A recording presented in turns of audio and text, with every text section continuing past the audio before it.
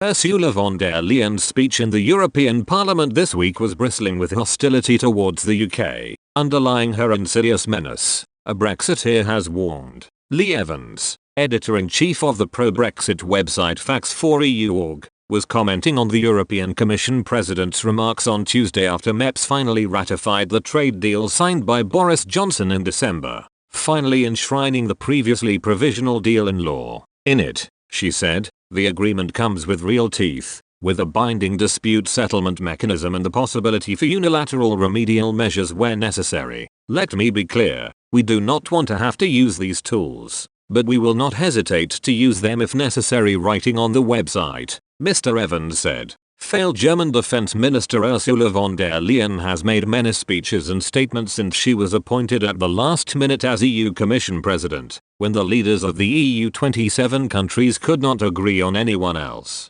She was then presented to the EU Parliament as the only candidate MEPs could vote for. Despite this massive and undemocratic advantage in having no opponent, she only scraped through by 9 votes. Since then, her performance as EU Commission President, especially over the running of the disastrous EU vaccine program, is now regarded by some as typical of her performance in her previous role as German Defense Minister, when she was described in the German press as their worst cabinet minister. Her speech in the EU Parliament stands up there as one of the most misguided in a long line of her miscalculations. Mr. Evans claimed her remarks gave the lie to the image Brussels tends to project of an inherently reasonable organization. He said, "Please do not be fooled. The real subtext of the statement is that of insidious menace, a warning of hostile intent by a failing administration whose immediate and instinctive recourse is to blame others for their own failings," he explained. A classic example is the court case which the EU Commission started on Wednesday against what it now refers to as UK-Swedish AstraZeneca.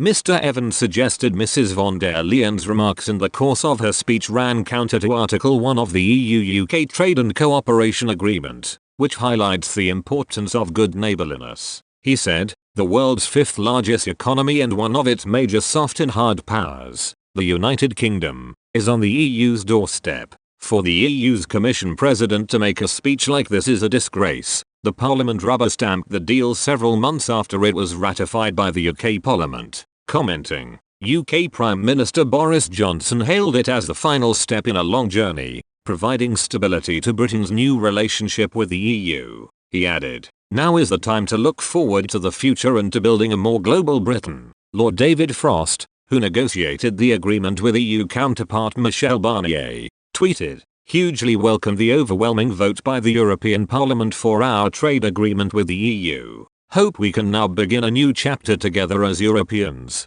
characterized by friendly cooperation between sovereign equals. Thank you EU Commission and Michel Barnier for helping get us here.